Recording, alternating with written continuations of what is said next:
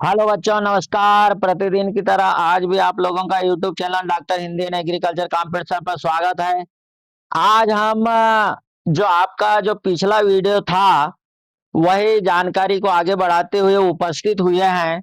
जैसा कि बोर्ड परीक्षा प्रश्न पत्र, वार्षिक बोर्ड परीक्षा प्रश्न पत्र 2025 का जो चल रहा था हमारा एग्रीकल्चर संकाय का, कृषि का, उसका कुछ पार्ट और छूट गया था। हमारा वीडियो बड़ा होने के कारण हमने वहीं रोक दिया था।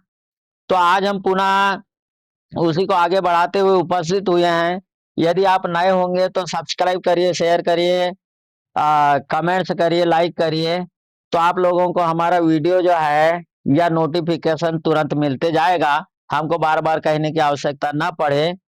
और यदि आप पीएटी की तैयारी करने वाले बच्चे हैं, है ना, तो आपको पीएटी से संबंधित, सीयूईटी से संबंधित, बायोलॉजी से संबंधित जो है, हिंदी से संबंधित सारे वीडियो मिलेंगे। और सीयूटी की भी तैयारी आपकी यहीं से हो जाएगी, पीईटी की तैयारी यहीं से हो जाएगी, और नीट खासकर बायोलॉजी की तैयारी जो है वो यहीं से हो जाएगी। तो इन्हीं आशाओं के साथ हम शुरू करते हैं कि आप लोग यह वीडियो देख रहे हैं, आपका लाभ हो रहा है, फायदा हो रहा है, और हमारी जो है मेहनत आप लोगों के लिए सफल हो रही है। तो हम शुरू करते हैं बोर्ड परीक्षा प्रश्न पत्र कक्षा 12 कृषि संकाय का जो है कृषि विज्ञान एवं गणित के मूल तत्व, जिसमें पहला क्वेश्चन हमने के आंसर जो है वो कल नहीं बताए थे। आज हम फर्स्ट क्वेश्चन से चलेंगे और जो हो चुका है उसको आप हमारे पार्ट 1 में देख लीजिएगा। वार्षिक बोर्ड परीक्षा हल प्रश्न पत्र 2025 के अंतर्गत। ठीक है, तो आज हम शुरू करते हैं। आपका जो पहला क्वेश्चन है, सत्य या असत्य, सत्य या सत्य या असत्य छाट करके लिखिए। ऐसा क्वेश्चन, यानी सत्य लिखो या असत्य लिखो। जो सेंटेंस सही है उसके बारे में सही लिखो, जो नहीं है तो असत्य लिख दो। तो पहला क्वेश्चन है, इसके अंतर्गत जो टोटल 5 क्वेश्चन है, CONH2 हो का होल ट्वाइस जो है वो 2 है। तो आपको मालूम है कि ये यूरिया का सूत्र है या नहीं है। और यहाँ पर क्वेश्चन में जो पूछा है, CONH2 का होल ट्वाइस यूरिया का रासायनिक सूत्र नहीं है। ये नहीं है क्या? अब नहीं है या है का आंसर हम कब दे पाएंगे? जब आपको यूरिया का सूत्र मालूम होगा। तो आपने पढ़ा होगा या नहीं पढ़ा होगा? यदि पढ़ा होगा तब तो ठीक है, नहीं पढ़ा होगा तो आपको मालूम है यूरिया का क्या रासायनिक सूत्र है। NH2CONH2।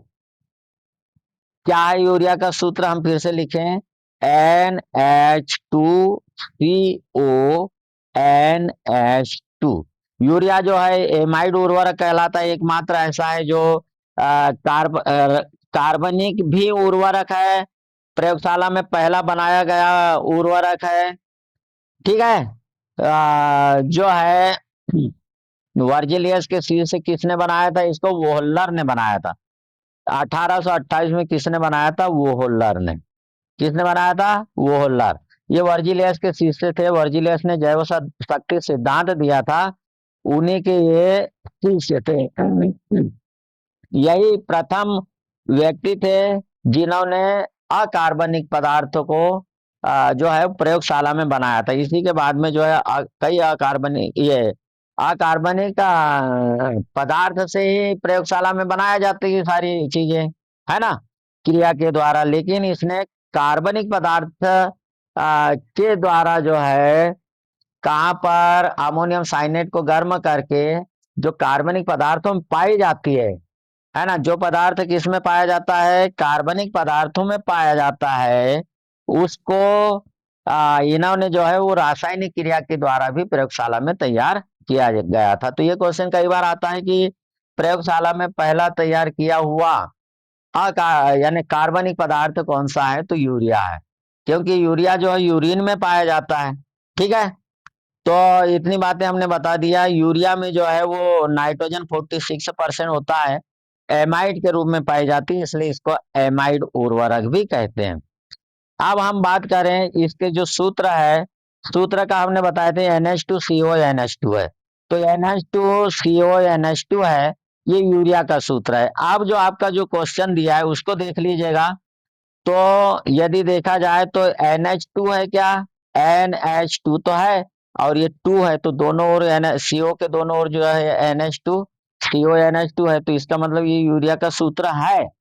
अब यूरिया का सूत्र तो है, लेकिन आपको क्वेश्चन में पूछा है यानी सत्य असत्य में कि ये नहीं है, तो नहीं है बोला तो ये गलत बात है।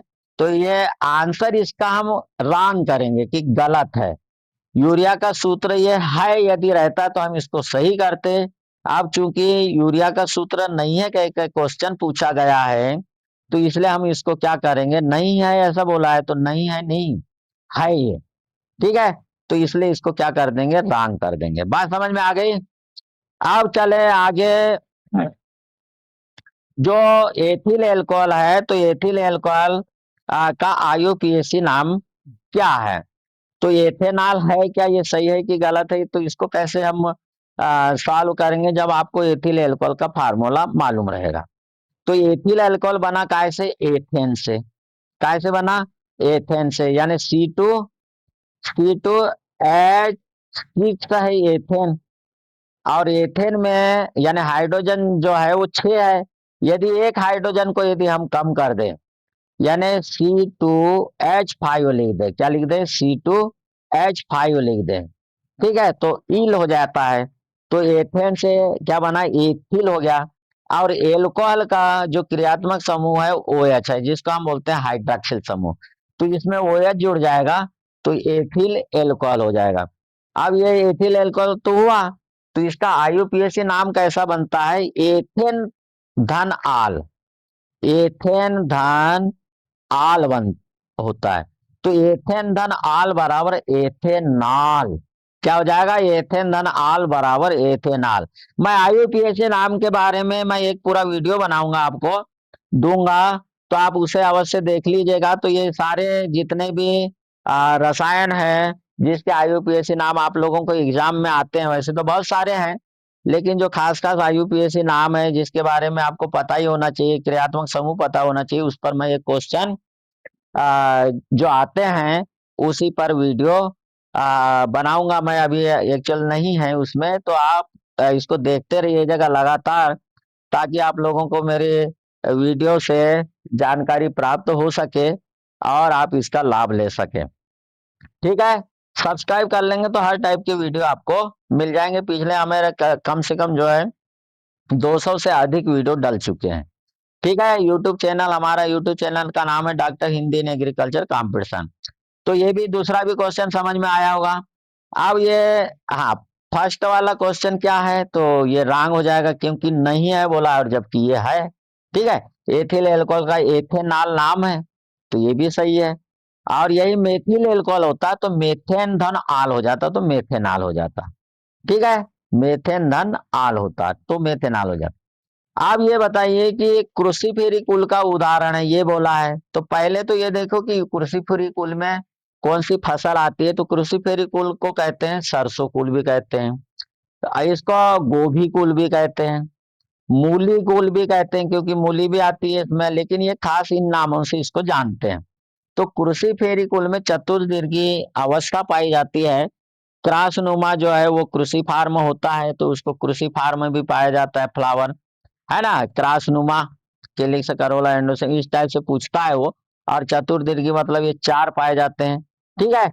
तो ये हमारा पिछला वीडियो देख लीजिएगा, डॉक्टर इंडियन एग्रीकल्चर कंपटीशन पर कुल के बारे में, कृषि फेरी कुल के बारे में आप देख लीजिए, तो ये मिल जाएगा आप लोगों को, ठीक है। अब ये चूंकि बोला है कि आलू, तो आपको मालूम है कि आलू कुल या आलू फैमिली जो है के अंतर्गत कौन सा कुल है। तो आलू कुल ऑलरेडी नाम ही है उसका, आलू कुल जिसको कहते हैं सोलेनेसी कुल, क्या बोलेंगे, सोलेनेसी कुल। तो ये सोलेनेसी फैमिली का है आलू, ठीक है। इसी को जो है कौन सा कुल भी कहते हैं, आलू कुल को धतुरा कुल भी कहते हैं, ठीक है। इसके बारे में भी हमारा वीडियो है, तो इसे जरूर जाकर के देख लीजिएगा, ठीक है। तो ये भी बात आप लोगों को समझ में आ जाएगी। तो ये वाला उदाहरण कैसा हो जाएगा, आलू क्रूसिफेरी कुल का उदाहरण है, तो ये बात गलत है, ठीक है। पहली बात गलत है कि NH2CONH2 जो है यूरिया का सूत्र है। ये तो यूरिया का सूत्र है लेकिन नहीं है बोला, इसलिए हम इसको रॉन्ग कर देंगे। फिर एथिल एल्कोहल का IUPAC जो नाम है एथेनॉल है, ये भी बिल्कुल सही है। क्वेश्चन को ध्यान से पढ़िएगा, ठीक है, तभी आप उसका आंसर दे पाएंगे, अदरवाइज जल्दी में भी जो है वो गलत कर देते हैं बच्चे। गन्ना से एल्कोहल तैयार किया जाता है, एसिटिक अम्ल तैयार किया जाता है, एसिटिक अम्ल से फिर वो उसको किण्वन क्रिया के द्वारा द्वारा जो है फिर एल्कोहल प्राप्त होता है, एथिल एल्कोहल प्राप्त होता है। बहुत सारी बातें हैं, बहुत सारे इसके और भी पदार्थ जो है वो बनाए जाते हैं। फिर है मालवेसी कुल में पुंकेसर नाल पाई जाती है। बिल्कुल आपने गुड़हल का पुष्प देखा होगा। मालवेसी कुल में जो है वो क्या पाई जाती है? पुंकेसर नाल पाई जाती है। तो ये भी आप लोगों को पता है, ये भी सत्य है। ठीक है, पाई जाती है कि नहीं, लंबी लंबी सी, जो हमने डायग्राम के द्वारा बताए थे। फिर आप देखिए कि ये आपको कैसे दिया है, ये स्टेटिस्टिक्स से दिया है। सांख्यिकी से क्वेश्चन है कि वर्ग जो है, जो वर्ग अंतराल के अनुसार हम जो CI क्लास इंटरवल के अनुसार जो हम लिखते हैं क्लास, है ना, क्लास इंटरवल बना करके 0 से 10, 10 से 20, 20 से 30, 20, ठीक है, 30 से 40, 40 से 50, तो वही वर्ग में मान लो 50 से 60 दिया हुआ है। ठीक है, तो आपके ये क्वेश्चन में दिया है 50 से 60 दिया है। क्या दिया है? 50 से 60 दिया है। वर्ग अंतराल कितने का दिया है? 50 से 60 दिया है। इसको थोड़ा सा अच्छे से समझिएगा। और क्वेश्चन ये बोला है कि 50 से 60 की उच्च सीमा 55 है। उच्च सीमा का मतलब होता है जो इसकी सबसे बड़ी सीमा हो। अब इसमें बड़ी सीमा आपको क्या दिख रही है? 60 दिख रहा है ना बड़ा, तो ये बड़ी सीमा हो गई, उच्च सीमा हो गई। ठीक है, तो यहाँ 60 नहीं, ये 55 है क्या? अब ये 55 एक्चुअल क्या है वो समझ जाइए। तो 50 से 60 के बीच का अंतर कितना है? 10 है। 10 है। अब 10/2 यदि कर देते हैं हम, तो 10/2 कितना हो जाएगा? 5 हो जाएगा। अब ये लोअर सीमा कहलाती है, निम्न सीमा कहलाती है, ये पहली वाली, और दूसरी कहलाती है हायर। ठीक है, हायर लिमिट और लोअर लोअर लिमिट। ये लोअर लिमिट है पहली, और दूसरी जो है हायर लिमिट है, यानी निम्न सीमा और उच्च सीमा। अब जो निम्न सीमा है इसमें 5 जोड़ दो। 10 का अंतर है, 10 का आधा 5, 5 जोड़ दो तो 55 क्या हो जाएगा? इसकी मिड वैल्यू हो जाएगी, जिसको हम बोलते हैं मध्यमान। ठीक है, और मध्यमान किसके लिए निकालते हैं हम? समांतर माध्य ज्ञात करने के लिए निकालते हैं, यदि क्लास इंटरवल दिया हो तो ये भी हमारा, आप चैनल, यूट्यूब चैनल को देखते रहिएगा, ये सब सारी जानकारी आप लोगों को मिल जाएगी। फिर आगे चले हम। ठीक है, तो ये वाला भी क्या हो जाएगा? गलत हो जाएगा, क्योंकि ये उच्च सीमा तो है नहीं है, 55, 60 है उच्च सीमा। ये हमने आप लोगों को पिछला वीडियो में बता दिया है कि निम्नलिखित के प्रश्नों के उत्तर एक वाक्य में लिखिए। सही जोड़ी वाला भी हमने पिछली वीडियो में बता दिया है। आपको फर्स्ट क्वेश्चन से चालू न करके हमने सेकंड क्वेश्चन से स्टार्ट किया था। फिर आपको यूरिया के 2 उपयोग बता दिए, यानी 6वां, 7वां, 8वां, 9वां, 10वां क्वेश्चन तक हमने बता दिया है आप लोगों को। कितने क्वेश्चन तक? 10 क्वेश्चन तक आप लोगों का हो गया है। अब हम आज जो है हमने आपका एक ऑब्जेक्ट फर्स्ट वाला जो वो ले लिया है। अब 11वें क्वेश्चन से हम शुरुआत करेंगे। कितने से शुरुआत करेंगे? 11वें से शुरुआत करेंगे थ्योरी वाले क्वेश्चन में। ये सब तेल वसा में अंतर, कटो साबुन नरम साबुन में अंतर, ये सब सारा आप लोगों को बता दिया हमने। ठीक है, 9, 10 और 10वें क्वेश्चन तक हमने बता दिया। ये भी बता दिया प्राथमिक आंकड़े, द्वितीयक आंकड़े के बारे में, ग्राफकों के प्रकार बता दिया, उत्तल लेंस अवतल लेंस के बारे में बता दिया है, प्रकाश के 2 गुणों के बारे में हमने बता दिया है आप लोगों को। अब हम बात करते हैं आगे की। आगे का है आप लोगों का कौन सा क्वेश्चन? मानव नेत्र और फोटोग्राफी कैमरा में अंतर। इसे और देख लीजिएगा, ये एक से और क्वेश्चन हमने लिया है, तो इसे देख लीजिए। मानव नेत्र और फोटोग्राफिक कैमरा में अंतर। आंख में जो है वो एक उत्तल लेंस रहता है, और कैमरे में जो है इसमें भी एक ही उत्तल लेंस होता है। ठीक है, आंख के लेंस की फोकस दूरी स्थिर नहीं रहती, इसको ये स्वतः अपने आप बदलती है, और इसकी फोकस दूरी जो है वो निश्चित रहती है कैमरा की। वस्तु का प्रतिबिंब जो है रेटिना पर बनता है, आपको मालूम है। रेटिना रेटिना के पीत बिंदु पर बनता है। कहाँ पर बनता है? रेटिना के एक शब्द और जोड़ लीजिएगा, पीत बिंदु पर। जो बिंदु होते हैं पीत बिंदु और अंध बिंदु, तो रेटिना के पीत बिंदु पर बनता है। रेटिना के कहाँ पर बनता है? पीत बिंदु पर बनता है। तो नेत्र लेंस की फोकस दूरी जो है वो घटाई बढ़ाई जा सकती है, यानी स्वतः बदलती है, घटती है। और फोटोग्राफिक प्लेट पर जो है कहाँ पर बनेगा? यानी फोटोग्राफिक कैमरा में फोटोग्राफिक प्लेट पर प्रतिबिंब बनेगा। फिर आँख की रेटिना पर ही सभी वस्तुओं का प्रतिबिंब बनेगा, रेटिना पर। और इसके जो है फोटोग्राफिक प्लेट पर जो है वो अलग अलग बनाना पड़ेगा। ठीक है, फिर हम आगे चले। इसके रेटिना पर बना प्रतिबिंब जो है वो अस्थायी होता है, क्योंकि जब तक वस्तु को देख रहे हो तब तक वो बना रहेगा, फिर मस्तिष्क में पहुंचता है तंत्रिका तंत्र के द्वारा, नर्वस सिस्टम के द्वारा, और मस्तिष्क उसको जो है वो सीधा दिखाने का प्रयत्न करता है। ठीक है, सीधा दिखाता है। और प्लेट पर जो है वो ऑलरेडी फोटोग्राफिक प्लेट पर बनेगा। ये सेलुलाइट की बनी होती है। इसको रासायनिक घोल डेवलपर में डालते हैं और उस पर फोटो अपने आप जो है वो उतर जाती है। उसी को हम बोलते हैं निगेटिव। ठीक है, तो ये भी आप सिल्वर नाइट्रेट की बनी होती है। फोटोग्राफिक प्लेट किसकी बनी होती है? तो AgNO3 की बनी होती है, यानी सिल्वर नाइट्रेट की बनी होती है। तो ये आपको मालूम होना चाहिए। फिर आपका नेक्स्ट क्वेश्चन है, प्रतिचुंबकीय पदार्थ किसे कहते हैं? प्रतिचुंबकीय पदार्थ जो है, किन्हीं दो प्रतिचुंबकीय पदार्थों के नाम लिखिए। तो पहली बात तो प्रति और चुंबकीय दो शब्दों से मिलकर के बना है। तो वे पदार्थ जो बाह्य चुंबकीय क्षेत्र में रखे जाने पर क्षेत्र की विपरीत दिशा में कार्य करते हैं। प्रति चुंबकीय यानी उसके विपरीत दिशा में यदि कार्य करते हैं और अल्प चुंबकत्व प्राप्त कर लेते हैं तो प्रतिचुंबकीय पदार्थ कहलाएंगे। विपरीत दिशा में अल्प चुंबकत्व को प्राप्त कर लेते हैं ये। ठीक है, तो चुंबकत्व जिस ओर है, जो वे पदार्थ जो बाह्य, वे पदार्थ जो क्या हो जाएगा इसका?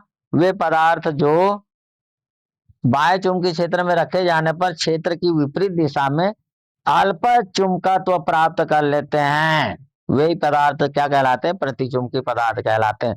जैसे बिस्मिथ है, जस्ता है, तांबा, सोना, चांदी, हीरा, जल, पारा, ये प्रतिचुंबकीय पदार्थ है। कौन से हैं? प्रतिचुंबकीय पदार्थ हैं। तो ये आपको नाम याद रखना है इन धातुओं के। और अनुचुंबकीय पदार्थ कौन से कहलाते हैं? तो वो देख लीजिए। अणु यानी और दो अनुचुंबकीय पदार्थ यानी के नाम लिखे, मतलब इसका एग्जांपल दे दो। वे पदार्थ जो बाह्य चुंबकीय क्षेत्र में रखे जाने पर क्षेत्र की दिशा में क्षीण चुंबकत्व ग्रहण करते हैं, थोड़ा बहुत।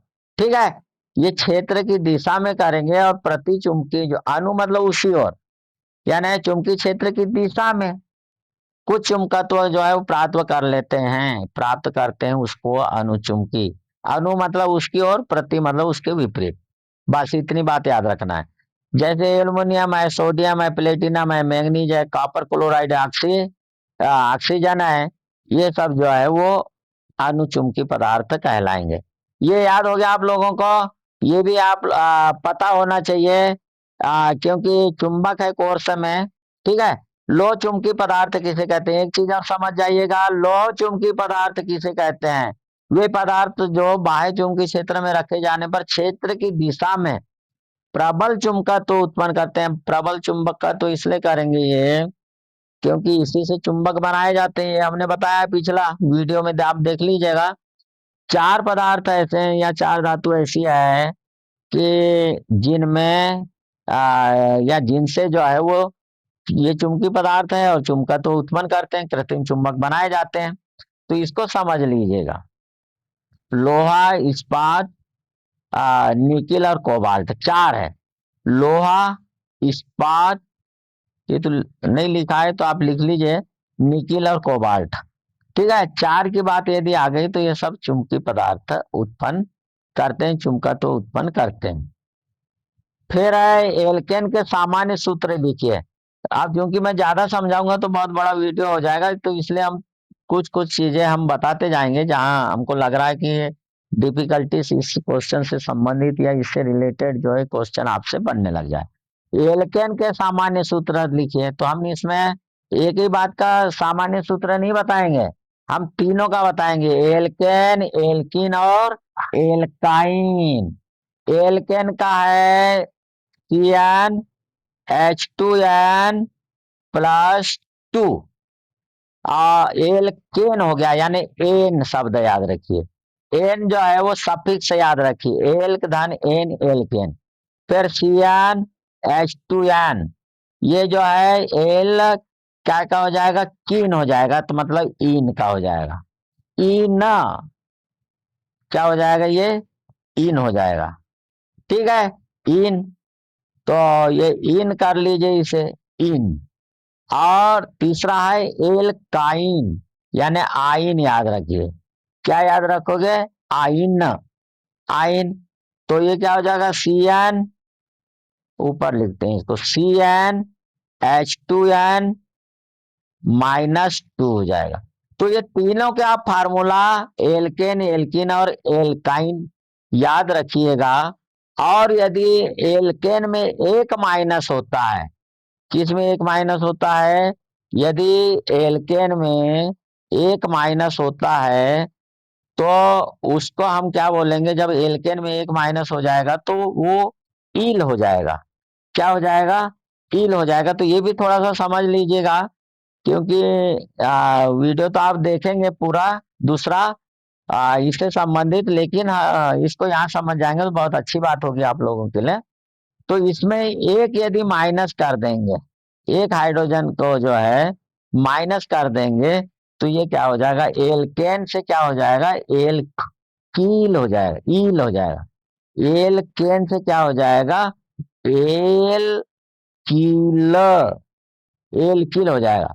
और एल्केन से दो हाइड्रोजन कम किस में होंगे, एल्कीन में होंगे।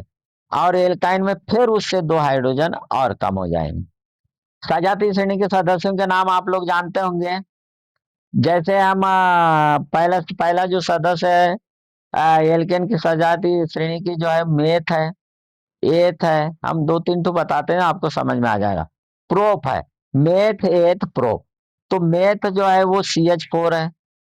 कैसे बना, ये CH4।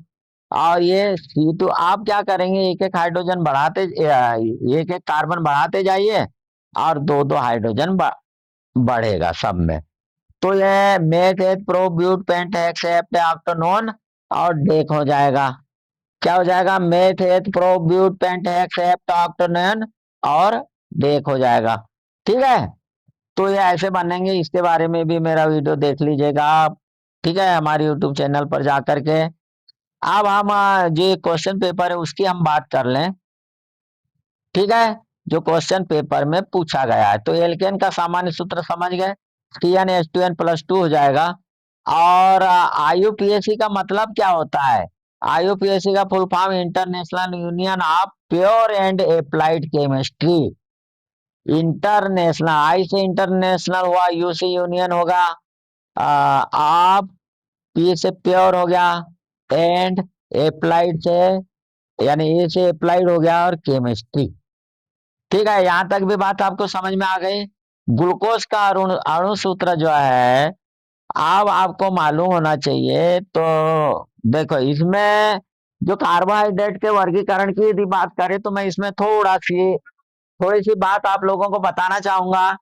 छात्रों, इससे रिलेटेड बातें भी हम लोगों को समझना है। वीडियो बनाने का मतलब केवल ये नहीं है कि हम केवल आप लोगों को आंसर आंसर ही बता दें।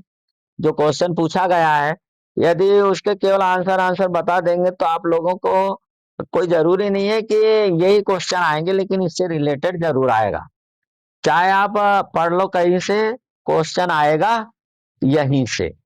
ठीक है, तो ग्लूकोज का जो हम बता रहे थे कार्बोहाइड्रेट का वर्गीकरण के बारे में, केवल मैं दो तीन लाइन बताऊंगा तो उसमें आप लोग समझ जाइएगा। तो इसमें सबसे पहले तो जो कार्बोहाइड्रेट का जो वर्गीकरण किया गया है, पहला मोनोसेकेराइड, मोनोसेकेराइड, दूसरा डाइसेकेराइड, और तीसरा पॉलीसेकेराइड या ओलिगोसेकेराइड। ठीक है, तो मोनो के अंतर्गत जो आएगा ग्लूकोज और फ्रक्टोज आता है। जो अंगूर की शर्करा ग्लूकोज और फलों की शर्करा जो है फ्रक्टोज कहलाती है, और दोनों का सूत्र एक ही है, रासायनिक सूत्र जो है C6H12O6 है, यही सूत्र है ग्लूकोज का। अब यदि फ्रक्टोज का भी यदि सूत्र पूछता तो भी आपका C6H12O6 होता। ये मोनोसेकेराइड हो गए दोनों, बात समझ में आ गई। फिर डाइसेकेराइड में देखो तो सुक्रोज, माल्टोज, ठीक है, और लेक्टोज। सुक्रोज जो है वो गन्ने में पाई जाने वाली शर्करा है, सुक्रोज किसके, गन्ने में। फ्रक्टोज फलों में पाई जाने वाली शर्करा है, नोट करते जाइएगा। और लेक्टोज दूध में पाई जाने वाली शर्करा है। लेक्टोज किस में पाई जाने वाली शर्करा है, दूध में पाई जाती है ये। तो ये डाइसेकेराइड हो गया। अब मोनोसेकेराइड ये है C6H12O6। अब इसका डाइसेकेराइड, डाई मतलब दो, मोनो मतलब एक, तो इसका जस्ट डबल हो जाएगा। तो क्या हो जाएगा, C12, या 6 है तो C12 डबल हो जाएगा। H जो है वो 22 होता है, C12H22O11 होता है। अब इसमें हाइड्रोलाइसिस करवाएंगे, H2O से क्रिया करवा देंगे तो ये दुगने के बराबर हो जाएगा। ठीक है, बात समझ में आ गई। तो ये हो गया डाइसेकेराइड। ट्राइसेकेराइड या पॉलीसेकेराइड या ओलिगोसेकेराइड, इसका ट्रिपल हो जाएगा। मेनेज वगैरह है ये अलग है। ठीक है, तो अब आप इसको याद रखिए, हमारा वीडियो इसको देखिए क्लासिफिकेशन के बारे में। इस पर आप लोगों को क्वेश्चन कम से कम 2-3 क्वेश्चन तो आ ही जाएगा पीएटी में भी। यदि आप बच्चों पीएटी की तैयारी कर रहे हैं तो आप हमारे चैनल को सब्सक्राइब कर लीजिएगा, तो आप लोगों को पीएटी से संबंधित वीडियो विस्तृत रूप में मिल जाएगा। ठीक है, हम आप बात करें नेक्स्ट क्वेश्चन की। क्रूसिफेरी कुल के प्रमुख 3 पौधों के नाम, वानस्पतिक नाम। अभी हमने पिछले उसमें भी हमने क्रूसिफेरी कुल के बारे में पढ़ा है, जो क्वेश्चन आया हुआ है। तो अब आप यहाँ देखिए, तो क्रूसिफेरी कुल में हमने बताए थे कौन कौन सी फसल आती है। तो एक तो सरसों आती है, मूली आती है, कैंडीडप्ट जिसको चांदनी कह के हमने बताया था। हमारा वीडियो आप क्रूसिफेरी कुल का यानी कुल के बारे में देख लीजिए। तो जो कक्षा 11वीं एग्रीकल्चर संकाय में जो 3 कुल है उसका हमने विस्तृत बताया है, विस्तृत जानकारी दी है कुल के बारे में। और बहुत बड़ा बड़ा वीडियो नहीं है, आधा आधा घंटे का है, लगभग 20-25 मिनट या आधे घंटे का। यदि आप उसको और स्पीड बढ़ा के देख लेते हैं तो और जल्दी तैयार हो जाएगा। ठीक है, राई, राई भी है और गोभी, तीनों प्रकार की। तो मैं अब आपको नाम याद करने के कुछ ट्रिक बता रहा हूं, वानस्पतिक नाम हम कैसे याद रखें। ठीक है, सरसों तो ठीक है, ब्रेसिका कंपेस्ट्रिस नाम है सरसों का नाम, ये तो याद ही आपको रखना है, ब्रेसिका कंपेस्ट्रिस। यदि आप तेल खरीदने जा रहे हैं, सरसों खा रहे हैं, राई खा रहे हैं, तो आपको याद रखना है कि सरसों तेल अचार में डलता है, और भी खाने के लिए, पकवान खाने के लिए, सब्जियां बनाने के लिए उपयोग करते हैं। तो इसको आप और गर्मी में जो है कम यूज करते हैं लोग, ठंडी में ज्यादा उपयोग करते हैं इसको। तेल की मालिश करने के लिए भी उपयोग करते हैं सरसों तेल का, और लोग धूप में बैठते हैं। ठीक है, तो ये भी आप लोगों ने देखा होगा ठंड के दिनों में। तो इसका जो नाम है वो क्या नाम है, वानस्पतिक नाम। हेलो बच्चों, चाहे वीडियो थोड़ा सा बड़ा हो जाए, लेकिन हम इसको जो क्वेश्चन पेपर है 2025 का बोर्ड वार्षिक परीक्षा का, इसको हम 2 ही पार्ट में पूरा करेंगे। 3-4 पार्ट में बहुत ज्यादा यानी पढ़ने में मजा नहीं आएगा। पढ़ने में मजा आना चाहिए आप लोगों को। अब जैसे हम बता रहे थे कि जैसे सरसों, सरसों का तेल लगाइए, कहाँ पर, खोपड़िया पे लगाइए सरसों का तेल, और बिल्कुल तैयार हो जाइए पहलवान बनने के लिए, पढ़ने के लिए। तो हम शुरू करते हैं सरसों का तेल। अब आप सरसों का तेल मत लगाइए, क्या लगाइए, ब्रेसिका कंपेस्टिस लगाइए। ठीक है, ब्रेसिका कंपेस्टिस, बिल्कुल ब्रेसिका लगा करके कॉम्पैक्ट हो जाए इस टाइप के लगाइए। क्या होगा, सरसों का तेल लगाइए मतलब ब्रेसिका लगा करके क्या हो जाए, कॉम्पैक्ट हो जाए, बिल्कुल मजबूत हो जाए, इसका मतलब ये हुआ। फिर मूली, मूली जो है रेफेना सटाइवस, बिल्कुल सटा सटा कर खाइए। सलाद में मूली को रेफेनस, तो रेफरी जो है वो सटाइवस, ठीक है, इस टाइप का याद करिए इसको। कैंडिडाप्टा जो है चटक चांदनी या चांदनी चांदनी कहलाती है। आइबिरिस हमारा ये फूल वाला पौधा है, सफेद फूल होता है इसका। और प्रत्येक नाम, वानस्पतिक नाम में जो है अलग अलग अंडरलाइन आप लोगों को करना है। इस प्रकार से अलग अंडरलाइन करना है जीनस और स्पेसीज में। फिर राई, इसका भी क्वेश्चन कई बार आता है। ब्रेसिका जंसिया नाम है इसका। आप गोभी की ट्रिक समझ जाइए कि गोभी की ट्रिक को हम नाम जो है किस प्रकार से याद रखिए। तो बोट पर बैठकर केप लगाकर कॉलर ऊंचा किया। बोट पर बैठकर केप लगाकर कॉलर ऊंचा किया, तो इसका मतलब हो गया सबसे अधिक खाई जाने वाली फूल गोभी, दूसरी पत्ता गोभी, तीसरी जो है वो गांठ गोभी है। तो ब्रेसिका कंपिस्ट, ब्रेसिका तो याद ही रहेगा आप लोगों को, या नाम पूरा लिख लीजिएगा आप, यहाँ आधा अधूरा नाम लिखा है।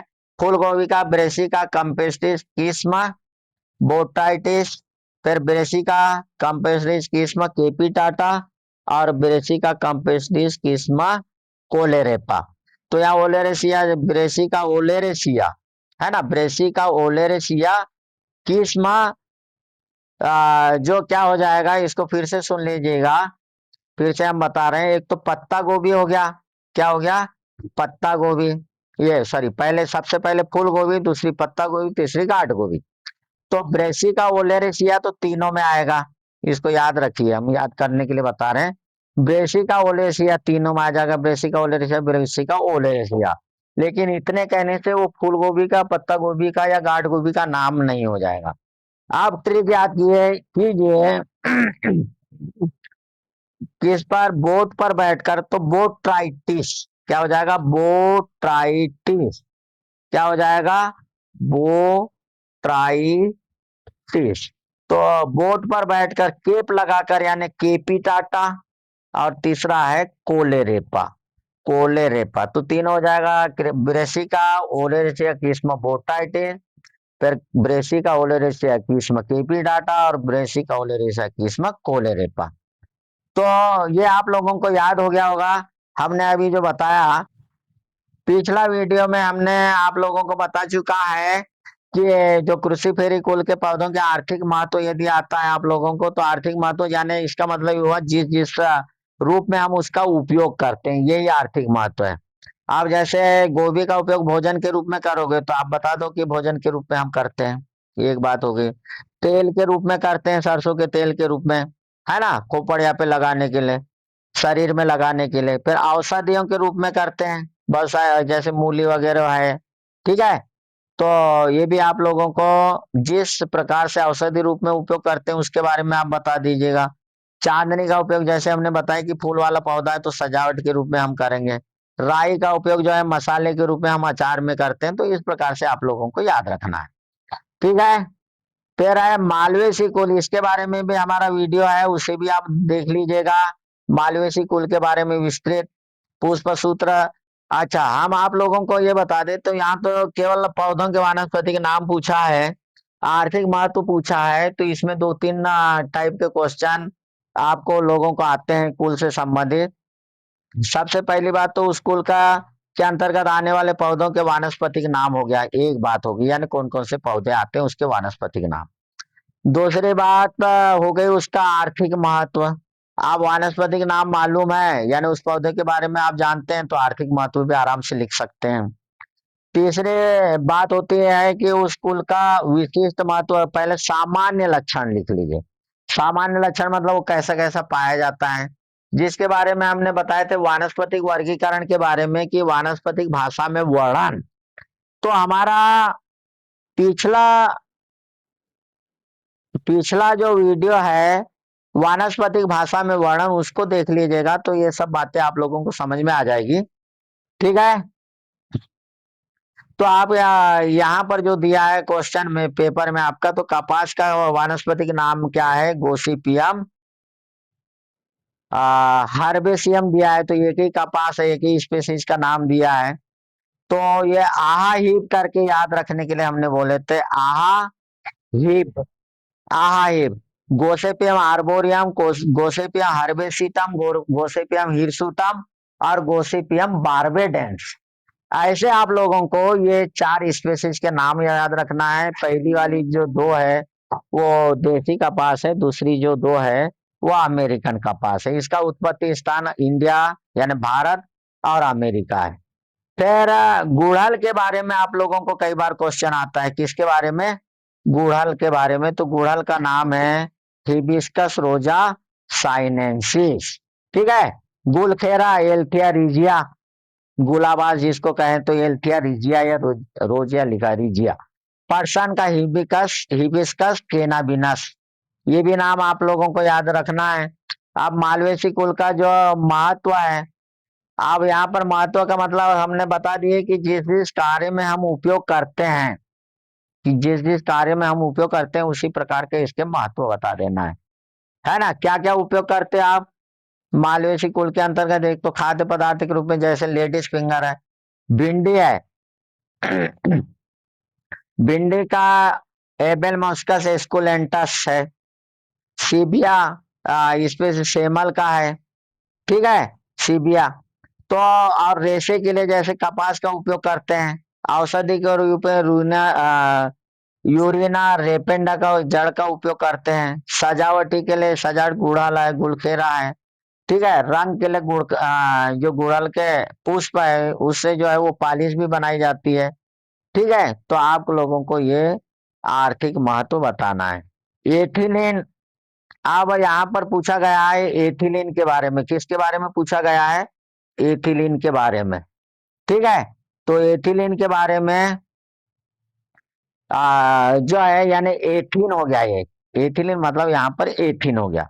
अब एथीन का जो सूत्र हो जाएगा C2H4 हो जाएगा। जैसे हमने एथेन, एथीन और एथाइन, ठीक है, इस टाइप से अभी जो सामान्य सूत्र बताया था। तो उसके भौतिक गुण क्या है? तो यह रागहीन, हल्की, मीठी गंध वाली गैस है, जल में अविलेय है। लेकिन जो है जैसे कार्बनिक विलायक कौन कौन से हो जाएंगे? बेंजीन है, एल्कोहल है, ठीक है, ईथर है। ये कार्बनिक विलायक है, इसके भी नाम याद रखना आप लोग। कार्बनिक विलायक कौन कौन से? बेंजीन, ईथर और एल्कोहल। और निषेधक के रूप में उपयोग करती है, बेहोशी की दवा के रूप में उपयोग होती है। ये सूंघने पर जो है बेहोशी उत्पन्न हो जाती है। वायु से हल्की होगी और वायु में दीप्तिमान ज्वाला के साथ में क्या होती है? ये ज्वाला निकलती है ना, जलती है। ठीक है, तो ये भी बात समझ में आई होगी। तो हल्की धातुओं को जोड़ने के लिए भी हम इसका उपयोग करते हैं। ठीक है, एथिलीन का फलों को पकाने के लिए भी जो उपयोग करते हैं। तो ये सब याद रखिएगा, है ना, उपयोग में भी। और ये गुण हो गया। कह रहा है एथिलीन के उपयोग, अब ये आ गया एथिलीन के उपयोग। ठीक है, तो इसको हमने क्वेश्चन ज्यादा लिया है, एक्स्ट्रा क्वेश्चन लिया है जो आपके पेपर में पूछा गया है उससे ज्यादा लिया है। फिर एथिलीन का जो उपयोग है ठंडे प्रदेशों में हरे फलों को पकाने, कुल मिला के फलों को पकाने के लिए कौन सी गैस का उपयोग करते हैं? तो एथिलीन का। Polythene, polyethylene. और पॉलीएथिलीन जो प्लास्टिक आप उपयोग करते हो वो प्लास्टिक क्या है? पॉलीएथिलीन है। पॉलीएथिलीन मतलब एथिलीन का बहुलक है, यानी बहुत सारे अणुओं को मिला करके, एथिलीन के बहुत सारे अणुओं को मिला करके पॉलीथीन बनाया जाता है, इसलिए उसका नाम हो गया पॉलीएथिलीन। वो एक्चुअल पॉलीथीन जो है, पन्नी जो है, वो पॉलीएथिलीन है। पॉलीएथिलीन जो एथिलीन एक गैस है उससे ये बनाई जाती है, उपयोग करते हैं इसे और वो पॉलीथीन बन जाती है। ठीक है, बहुत सारी क्रियाएं हैं उसमें। फिर एथिलीन जो है ग्लाइकॉल और एथिल अल्कोहल बनाने के लिए वो भी उपयोग करते हैं निश्चयता के रूप में। अभी ये मन में बताए मस्टर्ड गैस, मस्टर्ड गैस के बारे में थोड़ा सा समझिएगा। मस्टर्ड गैस का जो उपयोग है कब किया गया था? जो विश्व युद्ध हुआ था, प्रथम विश्व युद्ध 1914 से 1918 तक जो प्रथम विश्व युद्ध हुआ था उसमें मस्टर्ड गैस का उपयोग हुआ था। किसका उपयोग हुआ था? मस्टर्ड गैस का। ठीक है, तो मस्टर्ड गैस का उपयोग जो है युद्ध में भी किया जा चुका है, तो मस्टर्ड गैस बनाने में। ठीक है, संश्लेषित रबर जो ग्लाइकॉल कहलाता है, या नाम नहीं दिया है, आप नोट कर लीजिएगा। संश्लेषित रबर जो है ग्लाइकॉल कहलाता है, उसके निर्माण में भी उपयोग होता है। ऑक्सी एथिलीन ज्वाला उत्पन्न करती है, जिसका उपयोग हल्की वेल्डिंग, भारी वेल्डिंग के लिए एसिटिलीन का उपयोग होगा। जैसे लोहे की वेल्डिंग करना है तो एसिटिलीन, है ना। एसिटिलीन जिसको एथाइन या एसिटिलीन बोलते हैं, वो बहुत ज्वाला उत्पन्न करती है, झरझर झरझर झरझर। और ये सुर सुर सुर सुर सुर सुर उपयोग यानी होती है ये, जो हल्के धातुओं को जोड़ने के लिए उपयोग करेंगे, जैसे स्टील वगैरह जोड़ने के लिए इसका उपयोग होगा। ठीक है।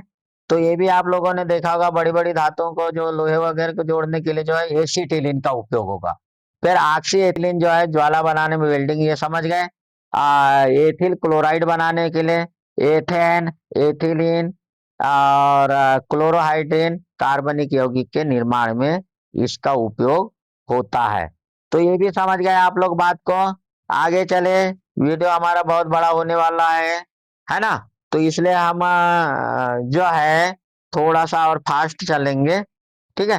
फिर गोबर गैस के 3 संगठनों के नाम बताइए, यानी कंपोनेंट्स ऑफ गोबर गैस। तो गोबर गैस जो है ये कलार गैस भी कहलाती है, और इसको आधुनिक ईंधन के रूप में भी उपयोग करने में कहते हैं।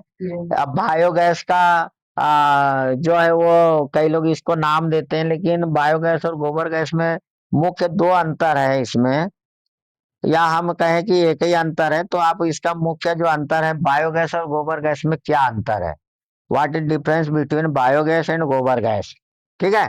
तो बायोगैस में जो खासकर जो डिफरेंस है, तो बायोगैस जो बनाई जाती है वो किससे बनाई जाती है, गोबर के अलावा अन्य पदार्थ कूड़ा करकट का हम उपयोग यदि करते हैं तो वो बायोगैस कहलाएगी।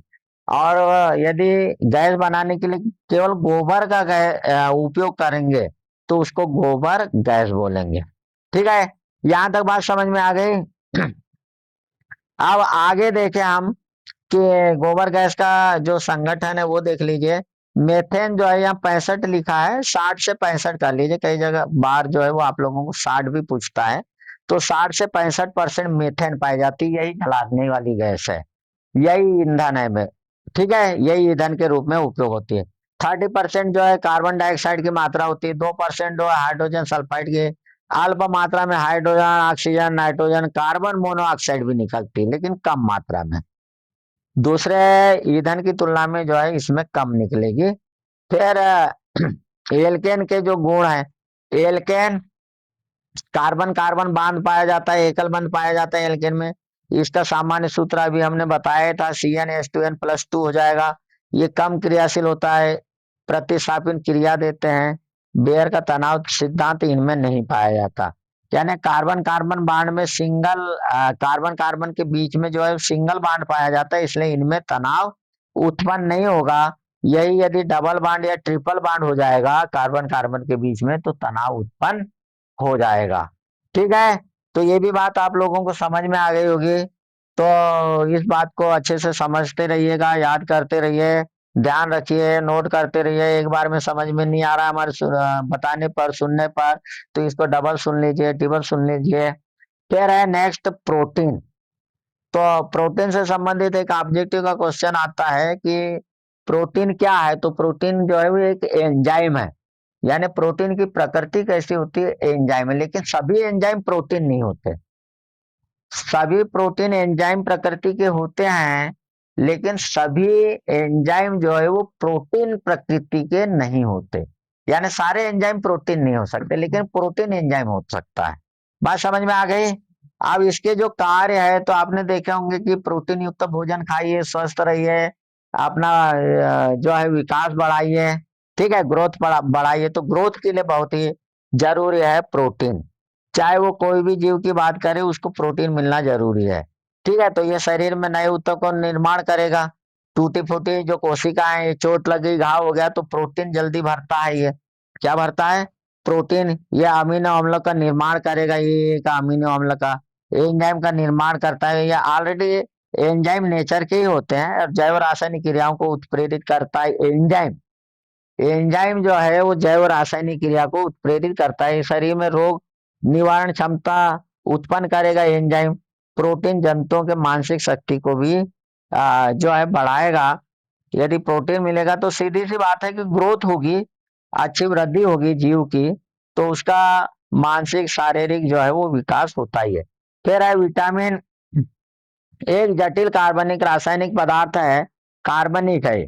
ठीक है, विटामिन जो पौधों के विशेष भाग में उत्पन्न होता है और पौधों में जो है क्या बढ़ाएगा ये, इसकी कमी यदि हो जाएगी तो किसी न किसी प्रकार का रोग उत्पन्न करेगा।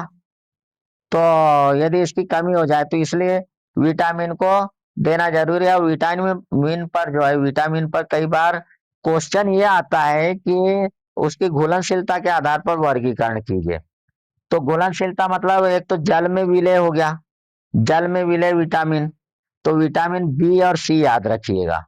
और जल में अविलय, अब जो जल में नहीं घुलेगा वो वसा में घुलेगा, तो वह है विटामिन ए डी ई के, ऐसा याद रखिए, ए डी ई के।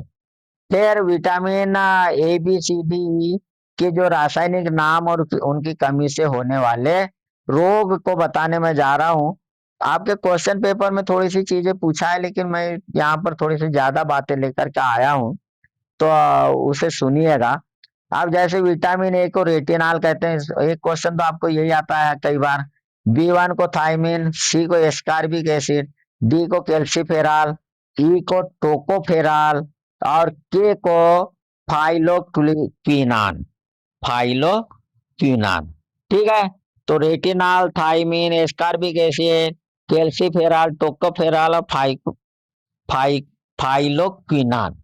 ठीक है, तो नाम का उच्चारण थोड़ा सा ठीक से करिएगा। अब एक ही कमी, अब ये कमी से होने वाले रोग है, यदि ये कमी हो रही है तो रोग उत्पन्न हो जाएंगे। और कमी की जो रोग से निजात पाने के लिए क्या करना पड़ेगा, आपको विटामिन देना पड़ेगा भोजन के रूप में। ठीक है, या किसी भी रूप में हमको उसको जो है उस शरीर में विटामिन को पहुंचाना पड़ेगा। तो ए की कमी से रतौंधी, बी की कमी से बेरी, सी की कमी से स्कर्वी, डी की कमी से रिकेट्स, ई की कमी से बांझपन या नपुंसकता बोलते हैं, विटामिन के की कमी से रुधिर का थक्का न बनना। कई बार क्या होता है, रक्तस्राव होते जाता है और थक्का नहीं बनने के कारण रक्त रुकता नहीं है, तो ये भी घटनाएं आप लोगों ने सुने होगा। तो वो विटामिन के की कमी के कारण होता है। फिर आप रतौंधी क्या चीज है, तो जीरोथेलमिया रोग हो जाता है, त्वचा का शुष्क होना। रतौंधी से क्या है, आंख का कमजोर होना। तो आंख संबंधी रोग जो है विटामिन ए की कमी से। बेरी का मतलब होता है यहाँ भूख न होना, स्किन संबंधी भी कुछ बातें होती है और खासकर भूख नहीं लगती है। इसका भी जो है मसूड़े फूलना, है ना, सूखा रोग रिकेट्स कहलाता है। ये भी क्वेश्चन कई बार आता है कि सूखा रोग किसकी कमी से होता है, तो विटामिन डी की कमी से। नपुंसकता यानी बांझपन, बांझपन मतलब संतान उत्पन्न करने की क्षमता नहीं होती है, तो विटामिन ई की कमी से। ठीक है, और दर्द के जोड़ों के दर्द दर्द के लिए भी जो है विटामिन ई ही देते हैं डॉक्टर। ठीक है, विटामिन के जो है हीमोफीलिया, है ना। तो इस प्रकार से आप लोगों को विटामिन के बारे में याद रखना है। फिर नेक्स्ट क्वेश्चन पूछा गया है कि मेंडल की सफलता के क्या कारण है। इन्होंने जो है अपने प्रयोग में जो आनुवंशिकता के सिद्धांत का प्रयोग जो किया था मेंडल ने, मेंडल जो है आनुवंशिकी के पिता कहलाते हैं और ग्रेगर जॉन मेंडल नाम है इनका पूरा, ग्रेगर जॉन मेंडल। और जो आनुवंशिकी जो शब्द है वो किसने दिया था 1803 में कि 1903 में, 1903 में दिया था बेटसन ने। ठीक है, तो ये भी बात आप लोगों को याद रखना है और इसमें किसी प्रकार की कोई कमी ना छूट जाए, इसलिए मैं ज्यादा से ज्यादा बातें आपको बता रहा हूँ। वीडियो थोड़ा सा 5-10 मिनट का ज्यादा हो सकता है, लेकिन आप पूरा यदि सुन लेंगे तो आप सफल अवश्य होंगे, अच्छे नंबर आएंगे। पीएटी से भी संबंधी जो है वो क्वेश्चन यदि आते हैं तो आपसे बनने लग जाएंगे। ठीक है, अब मेंडल की सफलता के क्या कारण थे, तो मेंडल सफल क्यों हुए अपने प्रयोग में।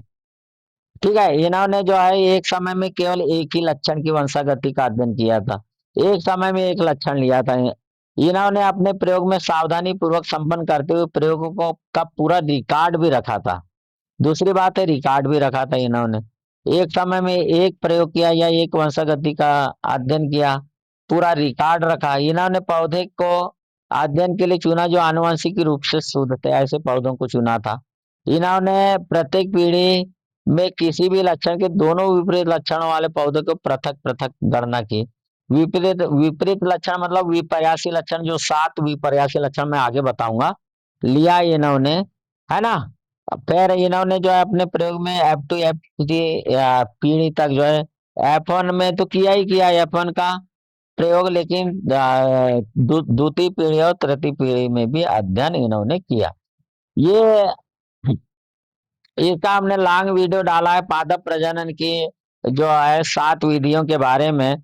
तो पादप प्रजनन की 7 विधियों के बारे में आप इसको देखिएगा, हमारा वीडियो देख लीजिए, पादप प्रजनन एवं आनुवंशिकी भाग 1, 2 इस प्रकार से देख लीजिए, तो आपको इसकी जानकारी पूरी मिल जाएगी। ठीक है, तो पादप प्रजनन से संबंधित जो विधियां हैं, अब जो थ्योरी वाले जो क्वेश्चन आते हैं वो थोड़े मोड़े क्वेश्चन आते हैं, तो वो थोड़े मोड़े क्वेश्चन से आपका थ्योरिटिकल क्वेश्चन तो ठीक है, लेकिन वही क्वेश्चन पीएटी में आता है या एग्रीकल्चर के कॉम्पिटिटिव में आता है एग्जाम में, तो वो थोड़ा ज्यादा डिटेल आता है।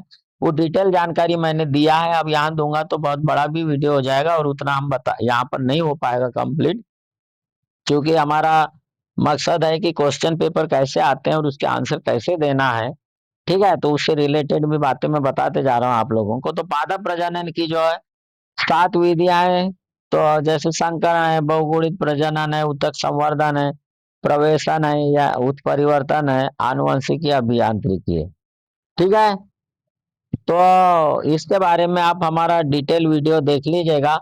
ये नाम पूछा है तो हो गया, नाम लिख दिए, बात खत्म हो जाएगी, हालांकि इसके बारे में आप लोगों को बताना चाहिए। ठीक है, अब आगे चले हम, क्योंकि ये थोड़ा सा लंबा वीडियो इसलिए होगा क्योंकि ये हमको इसको पूरा कंप्लीट करना है। अभी आप लोगों का हुआ है कितना, कितने मिनट का वीडियो हो गया, हम थोड़ा डिटेल बताते हैं। ठीक है, तो अब आगे देखिए, थोड़ा ही बचा हुआ है और इससे अभी दिल थाम के बैठिएगा। समांतर माध्य के कोई 4 गुण लिखे। तो समांतर माध्य मतलब जो हम बात करें एवरेज वाली, तो हम क्या करते हैं, एवरेज यानी पदों का योग बटे पदों की संख्या से भाग दे देंगे तो वो समांतर माध्य हो जाएगा। ये गणना बिल्कुल सरल है और दी गई सामग्री को क्रमबद्ध करने की आवश्यकता नहीं है, सबको जोड़ दो, चाहे आगे आंकड़े दिए हो या पीछे दिए हो, बड़े आंकड़े आगे दिए हो या पीछे दिए हो या बीच में दिए हो, गणितीय विवेचन के लिए ये उपयुक्त है, समस्त पद मूल्यों पर आधारित है, इसमें सामग्री को व्यवस्थित करने की आवश्यकता ये दूसरों की तरह नहीं होती है, इसमें नहीं होगी। और आपको मोड वगैरह में, मीडियन वगैरह में जो है आवश्यकता होगी।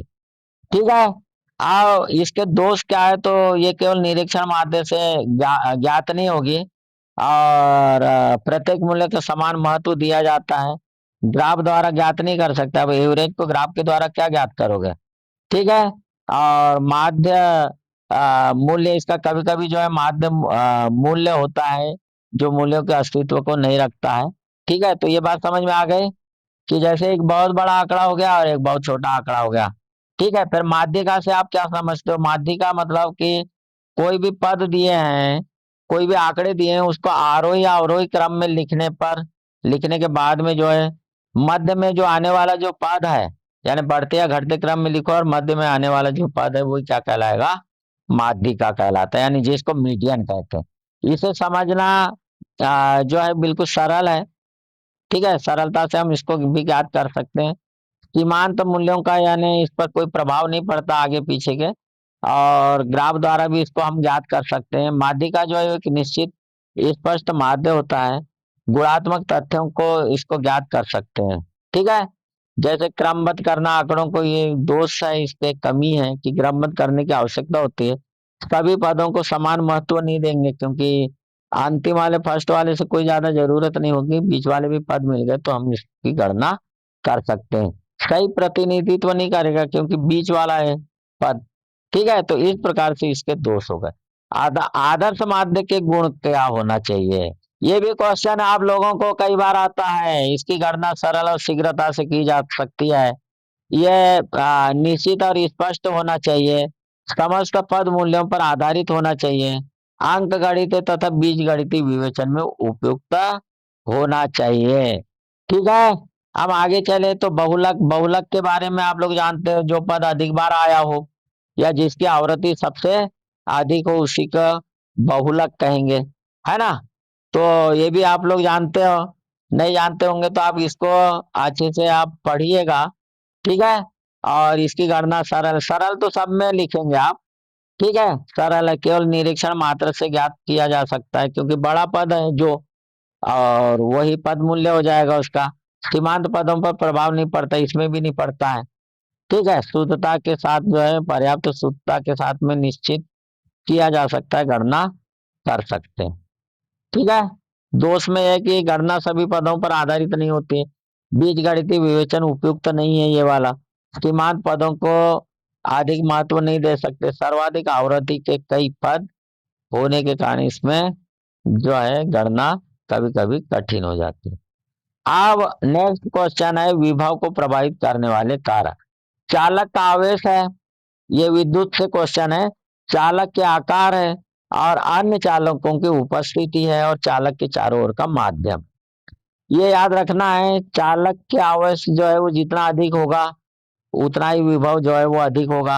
आकार, क्षेत्रफल जितना अधिक होगा विभव भी उतना ही कम होगा।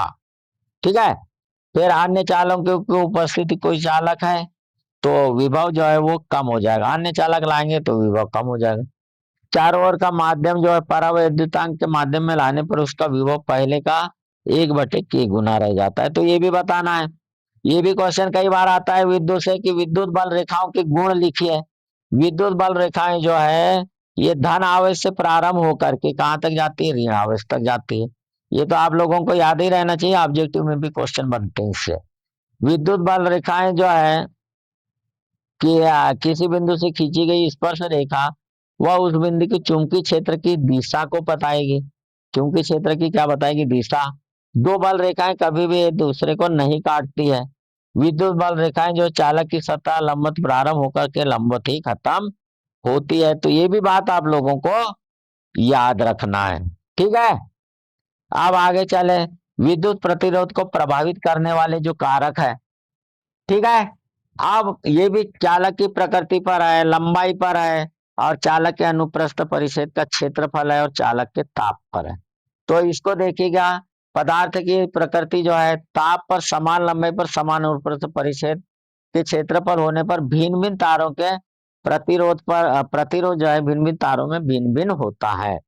चालक की लंबाई में यदि कहें कि जो आर है, आर मतलब प्रतिरोध मतलब ओम, ये एल के अनुक्रमानुपाती होगा। इसका मतलब हुआ कि प्रतिरोध बढ़ेगा, प्रतिरोध बढ़ेगा कब, यदि तार की लंबाई बढ़ाई जाए। और नेक्स्ट देखिए कि चालक का अनुप्रस्थ परिच्छेद का क्षेत्रफल के व्युत्क्रमानुपाती होता है। इसका मतलब हुआ कि यदि आप उसके परिच्छेद का मतलब क्षेत्रफल जो बढ़ाएंगे, यदि क्षेत्रफल बढ़ेगा तो आर क्या होगा, कम होगा। और आर आर जो है यदि बढ़ता है क्षेत्रफल घटने के साथ साथ, तो इस प्रकार से आर जो है व्युत्क्रमानुपाती होता है। चालक के ताप यदि बढ़ाएंगे तो धात्विक चालक का प्रतिरोध बढ़ता है, ताप पर भी निर्भर करेगा। फिर एक क्वेश्चन और है कि विद्युत वाहक बल और विभवांतर में अंतर। तो खुले परिपथ में यदि सेल के इलेक्ट्रोड के बीच विभवांतर को विद्युत वाहक बल कहेंगे। यदि परिपथ जो है वो खुला है, ठीक है, खुला परिपथ है सेल का, और यदि किसी विद्युत परिपथ के किन्हीं दो बिंदुओं के विभव का अंतर ज्ञात करते हैं तो उसको विभवांतर कहते हैं। सेल से धारा लेने और विद्युत वाहक बल सदैव विभवांतर से अधिक होता है, और सेल से धारा लेने पर विभवांतर का मान सदैव विद्युत वाहक बल से कम होगा। ऐसे इसको याद रखिएगा। यह विद्युत अपघट्य की प्रकृति पर निर्भर करता है। ठीक है, कौन सा, विद्युत वाहक बल। और विभवांतर जो है मान परिपथ के बाह्य प्रतिरोध पर निर्भर करता है। सेल को जो है आवेशित करने के दौरान जो विद्युत वाहक बल का मान विभवांतर से कम होता है, और सेल को आवेशित करने के दौरान विभवांतर सदैव विद्युत वाहक बल से अधिक होता है।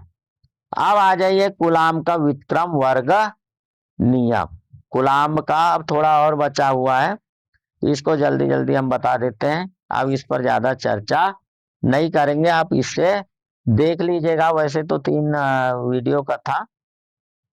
कूलाम का व्युत्क्रम वर्ग नियम में हम क्या करेंगे, ये जो है चुंबक के लिए भी दिया रहता है, निकालते हैं हम, और विद्युत के लिए भी निकालते हैं। विद्युत के लिए तो आवेश हो जाएगा और चुंबक के लिए ध्रुव प्राबल्य बल हो जाएगा, या ध्रुव प्रबलता। M1 M2 है, उनके बीच की दूरी डी है, तब क्या हो जाएगा, एफ प्रोपोर्शनल क्या हो जाएगा, M1 M2 हो जाएगा।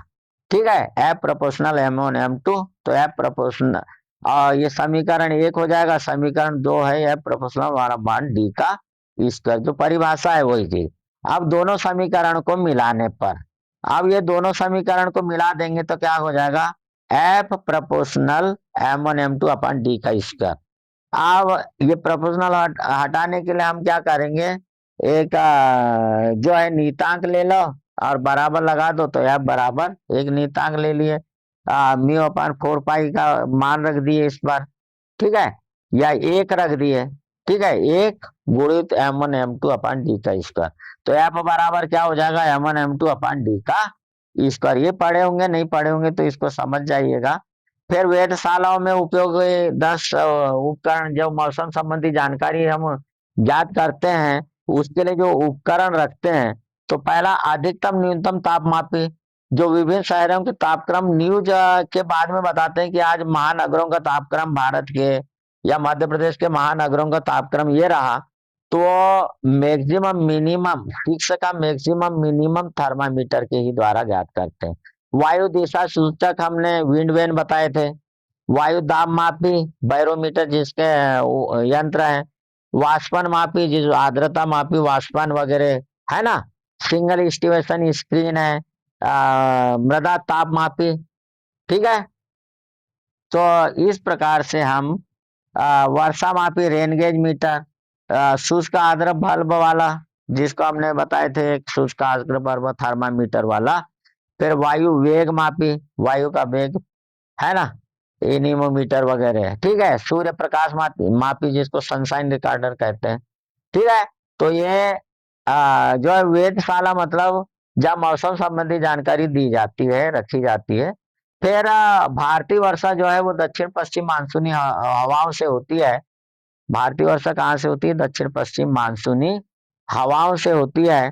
और कभी कम कभी अधिक होती है, कहीं ज्यादा कहीं कम होती है, कभी असमय वर्षा होती है। भारतीय वर्षा की विशेषता है, ठीक है। वर्षा ऋतु जो है कभी लंबे समय तक होती है, कभी कम होती है। कभी कभी ठंड में भी ज्यादा वर्षा हो जाती है, कभी कम, लेकिन 90% जो वर्षा है टोटल मानसूनी हवाओं से होती है, और 10% वर्षा जो है ये ठंड में होती है, ठीक है।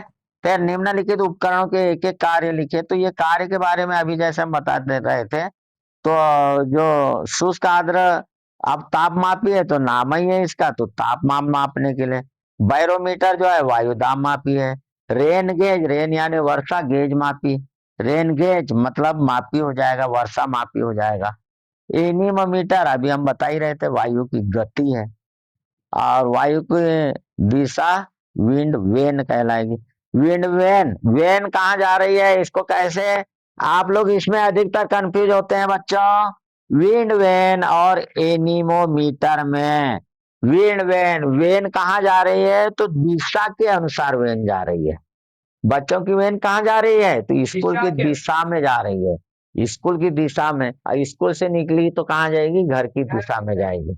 तो इसलिए विंड वेन याद रखिए, यानी वर्षा की जो ये सॉरी वायु की दिशा ज्ञात करने का जो यंत्र है वो कौन सा है, विंड वेन है। और यदि आपसे पूछा जाए रेन गेज क्या है, तो रेन मतलब वर्षा होता है, गेज मतलब मापी। इस प्रकार से आप इसको याद रखिएगा। एनीमोमीटर गति मापने वाला, एनीमोमीटर। मौसम और जलवायु में क्या अंतर है, तो मौसम और जलवायु में जो अंतर है वो किसी विशेष समय पर वायुमंडल की जो अवस्था होती है मौसम की, क्षण होती है, थोड़े समय के लिए होती है, अल्पकालीन होती है। ये आप सब आपको बताना है। कृषि संबंधी सभी कार्य मौसम पर ही निर्भर करते हैं, थोड़े समय के लिए होता है। लेकिन जलवायु जो है बहुत लंबे समय के लिए होती है। तो इसको देख लीजिएगा, नोट कर लीजिए, और इसे भी आप लोगों को याद करना है। अब हम और एक खास क्वेश्चन की ओर जा रहे हैं, जो है वर्तमान समय में ठंड वाला मौसम चल रहा है, और ठंड वाले मौसम में पड़ता है पाला। पाला हम किसे कहते हैं? जब वायुमंडल का जो तापक्रम है, पृथ्वी के समीप का तापक्रम है 0 डिग्री या कम हो जाता है या माइनस में चला जाता है, तब पाला पड़ता है। तो पाले से फसलें जो है वो झुलस जाती है। अब उस पाले से फसलों को बचाने के क्या उपाय हैं? पाले से फसलों को बचाने के उपाय क्या हैं? तो सबसे पहली बात, तो फसल को ढक दे। यदि ढक दोगे तो उतनी बहुत बड़े क्षेत्र में फसल है। शेड का निर्माण करेंगे, ये आपने देखे होंगे कि पाली हाउस वगैरह का निर्माण करते हैं। फसलों में हम क्या करेंगे? खेत के आसपास धुआं दे देंगे, कृत्रिम वायु का उपयोग करेंगे। और सबसे खास बात है सिंचाई करना। सिंचाई क्यों करेंगे? सिंचाई करने से क्या होता है? क्योंकि जल की जो विशिष्ट ऊष्मा है सबसे अधिक होती है, और पानी देरी से गर्म होगा, देरी से ठंडा होगा। और जब तक मौसम ठंडा होगा तब तक का पानी भी जो है वो देरी से जमेगा, इसलिए फसल हमारी झुलसने से बच जाएगी। फिर जो है अवरोधी फसलों को लगाना चाहिए। आर्द्रता, आर्द्रता के बारे में हमने पहले इसको बता दिया है। जो नमी होती है, जल वाष्प जो है वायुमंडल में उपस्थित जल वाष्प की मात्रा को ही आर्द्रता कहते हैं। अब ये आर्द्रता के आधार पर जो है वर्षा होती है। वर्षा क्या है? एक आर्द्रता ही है। जब ऊपर पहुंचती जल वाष्प वो ठंडी होती है, कम वायु दाब का क्षेत्रफल बनता है, तो वो क्या होने लगती है? वर्षा होने लगती है। जहां पर कम वायु दाब का क्षेत्रफल होता है, क्षेत्र बनता है। उसी प्रकार से वर्षा को 3 भागों में बांटा गया है। वर्षा के 3 प्रकार है: संवहनी वर्षा, पर्वतीय वर्षा और चक्रवाती वर्षा। जो चक्रवातों के कारण होती है, कभी कभी कभी हो जाती है। पर्वतीय क्षेत्रों में पर्वतों से टकरा कर जो वर्षा होती है उसको पर्वतीय वर्षा कहेंगे। संवहनी धारा बनती है दिन में, यदि गर्म तापक्रम रहता है मौसम, एक समय अधिक मौसम गर्मी में गर्म रहेगा, उससे संवहन धारा बनेगी। जल वाष्प ऊपर की ओर जाती है, फिर ठंडी होती है, तो ठंडी होकर के जो है, ठंडी होकर के क्या होगी? वो वाष्प, जल वाष्प ठंडी होकर के जल बनेगी। और जहां वायु का कम दाब का क्षेत्रफल बनेगा, वहीं पर वो क्या करेगी? वर्षा करेगी। उसी का हम बोलते हैं संवहनी वर्षा। क्या बोलेंगे? संवहनी वर्षा। आया? अब ये क्या देख रहा हो? वायु दिशा सूचक। हमने आपको बताए थे कि इसको कैसे याद रखना है। कैसे याद रखोगे? दिशा, वायु की दिशा ज्ञात करने का जो यंत्र है, ऐसा नहीं आएगा। वायु की दिशा ज्ञात करने का यंत्र दिशा सूचक कहलाता है, ऐसा क्वेश्चन नहीं आएगा आपको। क्या आएगा कि विंड वेन का क्या उपयोग है? तो वेन से याद रखिए, वेन बच्चों की गाड़ी स्कूल की दिशा में ही जाती है, और स्कूल से घर की दिशा में वापस आती है। वो इधर उधर नहीं जाएगी, सीधे रास्ते एक दिशा से जाएगी और एक दिशा से ही वापस आएगी। तो विंड वेन हो गया। तो ये भी हमने ट्रिक बताया है। तो ट्रिक के साथ में आप कैसे याद करेंगे? तो ये है, ये एरो बना है एक और, नोक बोलेंगे, और दूसरे वो पूंछ वाला भाग है, चौड़ा वाला भाग, जैसे तीर कमान होती है उस टाइप का। तो जिस ओर एरो वाला भाग होगा उसी ओर, ये समझ लो कि जिस ओर एरो है, वेन चल रही है या नहीं, वेन चल रही है। वेन मतलब कि यार विंड वेन, हम ये कहें कि एयर चल रही है, और विंड वेन से नापेंगे, यानी उसको ज्ञात करेंगे कि किस दिशा से वायु आ रही है, उत्तर से आ रही है कि दक्षिण से कि पूर्व से कि पश्चिम से। तो जिस ओर एरो रहेगा, ये एरो वाला जो भाग रहेगा, तो आप ये समझ जाइए कि उस ओर से ही वायु आ रही है। तो इसको हम ऐसा बना दें, यानी इस ओर से वायु जा रही है, इधर जा रही है। बात समझ में आ गई? इधर की ओर वायु जा रही। तो यहाँ तक भी अब बात आप लोगों को समझ में आई होगी। फिर आगे बस एक है आक्षिक श्वसन और अनाक्षिक श्वसन। तो अब मैं अंतर, तो ये भी आप इसको देखिएगा। आक्षिक श्वसन जो है, अब नाम ही है इसका ऑक्सी, मतलब जो ऑक्सीजन की उपस्थिति में होगा। अनाक्सी मतलब ऑक्सीजन की अनुपस्थिति में होगा। पहला का आंसर तो आप लोगों का यही होगा। और सामान्य तौर पर जो हम जो ऑक्सीजन लेते हैं, जो श्वसन करते हैं, उसी की बात है ये। तो ग्लूकोज का जो है पूर्ण ऑक्सीकरण होगा, ठीक है, तो उसको ऑक्सीश्वसन कहेंगे। और इससे क्या बनेगा, CO2 प्लस H2O उत्पन्न होगा। और अपूर्ण अनाक्षी श्वसन जो है वो अपूर्ण होता है, अपूर्ण ऑक्सीकरण होता है। तो इससे कुछ हानिकारक पदार्थ जो है ये बनता है, लैक्टिक एसिड बनता है, आम्ल बनता है, एथिल एल्कोहल बनता है, यह हानिकारक पदार्थ बन जाता है। और ग्लूकोज के एक अणु से 673 किलो कैलोरी ऊर्जा निकलेगी, किससे, ऑक्सी श्वसन से। और अनाक्षी श्वसन जिससे जो यहाँ 21 लिखा, 54 लिखा, हालांकि 21 निकलती है। कितनी निकलेगी, 21 किलो कैलोरी ऊर्जा निकलेगी। और 38 एटीपी बनेंगे एक ग्लूकोज के अणु से, 38 एटीपी बनते हैं। और यही जो है 2 एटीपी बनेंगे अनाक्षी श्वसन में, ठीक है। अब इसी से संबंधित मैंने एक और क्वेश्चन आप लोगों को देना चाह रहा हूं, वो है श्वसन गुणांक। श्वसन गुणांक यानी इसको श्वसन भागफल भी कहते हैं, तो इसको समझ जाइएगा। 2 मिनट का टाइम लूंगा। श्वसन गुणांक यानी श्वसन क्रिया द्वारा निकली हुई CO2, जब आप श्वसन लेंगे ना, तो श्वसन करेंगे तो कार्बन डाइऑक्साइड बाहर निकलेगी, ऑक्सीजन अंदर जाएगी। तो CO2 जितनी बाहर निकलेगी और जितनी ऑक्सीजन अंदर की हो जाएगी, इन दोनों का अनुपात ही क्या कहलाएगा, श्वसन गुणांक कहलाएगा, ठीक है। तो CO2 का आयतन बटे ऑक्सीजन का आयतन यानी O2 का आयतन, CO2 का आयतन बटे O2 का आयतन। अब प्रकाश संश्लेषण और श्वसन में क्या अंतर है। प्रकाश संश्लेषण जो है ये आप पहले से ही पढ़ते आ रहे हैं 6वीं 7वीं क्लास से, ठीक है। तो प्रकाश संश्लेषण, प्रकाश की आवश्यकता होगी, लेकिन श्वसन के लिए प्रकाश आवश्यक थोड़ी है। और इसमें कार्बन डाइऑक्साइड और पानी लिया जाएगा, इसको हमने पहले वाले क्वेश्चन में भी बताया आपको, है ना। और इससे जो है ये अपचयन की क्रिया है, श्वसन। ये जो कार्बोहाइड्रेट के रूप में भोजन बनता है, ग्लूकोज के रूप में जो भोजन बनता है, ये टूटेगा, ठीक है। ऑक्सीजन की आवश्यकता होगी, ठीक है। और CO2 बनेगा, पानी बनेगा, ये रिएक्शन याद रखिएगा। ठीक है, CO2 प्लस 6H2O यानी लाइट और क्लोरोफिल, और C6H12O6 और 6O2। इसी का उल्टा कर देंगे, ये वाले को पहले लिख देंगे, इसको बाद में लिख देंगे, तो ये हो जाएगा श्वसन, ठीक है। श्वसन का रिएक्शन हो जाएगा। इन क्रिया में जो है वो ऑक्सीजन निकलती है, क्या निकलेगी, ऑक्सीजन बाहर निकलती है प्रकाश संश्लेषण में। इसलिए हम कहते हैं कि पौधे लगाओ ताकि वो CO2 को ग्रहण कर सके और ऑक्सीजन हमारे तक पहुंचाए, ठीक है। सूर्य के प्रकाश की उपस्थिति होगी, ये हमने पहले ही बता दें। सूर्य का भार बढ़ेगा, क्योंकि भोजन का निर्माण होता है, ये भोजन का निर्माण होगा तो भार बढ़ेगा पौधे का।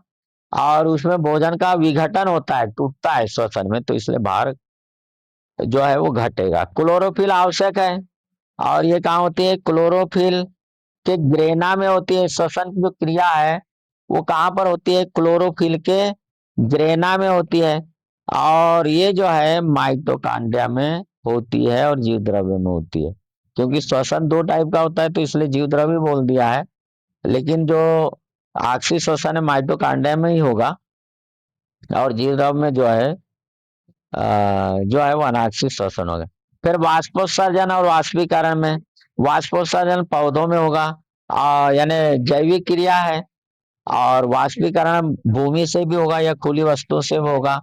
ये गार्ड सेल के द्वारा वाष्पोत्सर्जन जो है वो क्या होता है, गार्ड सेल के द्वारा जो है नियंत्रित क्रिया है। और ये नियंत्रित नहीं होगा, क्योंकि इसमें रक्षक कोशिका या गार्ड सेल नहीं पाई जाती है। केवल जीवितों में होगा ये वाष्पोत्सर्जन, होगा कि नहीं होगा, हमने पहले भी बताया आप लोगों को। और वाष्पीकरण जीवित और अजीवित दोनों में होगा, ठीक है। जीवित और अजीवित में, क्योंकि भौतिक क्रिया है तो दोनों में हो सकती है। रक्षक कोशिकाओं का होती ही नहीं है किसमें, वाष्पीकरण भौतिक क्रिया है तो उसमें रक्षक कोशिका कुछ नहीं होगी, यानी नियंत्रित नहीं होगी। और ये बाहरी और आंतरिक कारकों के द्वारा प्रभावित होती है वाष्पोत्सर्जन। और उसी प्रकार से वाष्पीकरण पर जो है केवल बाहरी कारकों का भी ही प्रभाव पड़ेगा। तो बच्चों, आप लोगों को ये मेरा वीडियो पसंद आया होगा। इसी प्रकार के नई नई चीजों को देखने के लिए, नई बातों को देखने के लिए आप हमारे YouTube चैनल को सब्सक्राइब कर लीजिएगा, शेयर करिए, कमेंट्स करिए। हमारे चैनल का नाम है doctor Hindi and agriculture competition. आज के लिए इतना ही। जय हिंद, जय भारत।